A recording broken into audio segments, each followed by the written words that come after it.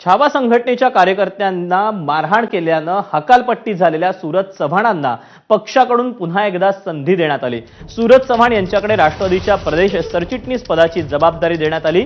22 जुलैला राष्ट्रवादीच्या युवक प्रदेशाध्यक्ष पदावरून चव्हाण यांची हकालपट्टी झाली होती।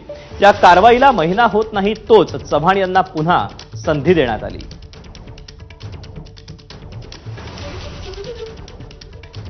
दरम्यान यावर सामाजिक कार्यकर्ते अंजली दमानिया यांनी काय म्हटलंय आपण पाहूया।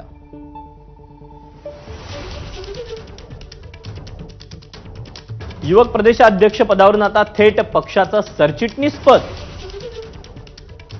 छावा संघटनेच्या नाकावर टिच्चून राष्ट्रवादी पक्षानं सूरज चव्हाण यांना प्रमोशन दिलं। आता महाराष्ट्र प्रदेश राष्ट्रवादी काँग्रेसच्या सरचिटणीसपदी सूरज चव्हाण यांची नियुक्ती केली। हेच का महाराष्ट्राचे गुड गव्हर्नन्स? मारामाऱ्या करणाऱ्या माणसाला उपमुख्यमंत्री त्यांच्या पक्षाचं सरचिटणीस बनवतात, छान। पण कमालीची बाब म्हणजे अगदी 2 आठवड्यापूर्वी मी केलेल्या मानहानीच्या दाव्यात ह्याच राष्ट्रवादीनं सूरज चव्हाण हे आमचे पदाधिकारी नाहीत, ते कार्यालयात येत नाहीत असं कोर्टाला लिहून दिलं। मग असं अचानक काय झालं? काही महिन्यांपूर्वी याच पक्षानं जनसन्मान यात्रा काढली होती। दिसला का ह्यांचा जनसन्मान?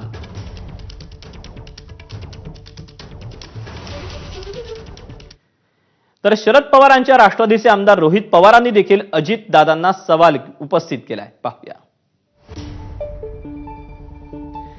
लातूरात झालेल्या गुंडगिरी प्रकरणी पदाधिकाऱ्याचा राजीनामा घेणं हा अजितदादांचा निर्णय योग्यच होता।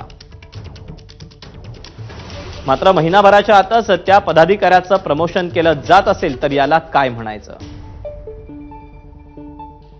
अजितदादांच्या पक्षात 2 गट आहेत। दुसरा भाजपप्रेमी गट जाणून दादांची प्रतिमा खराब करतो।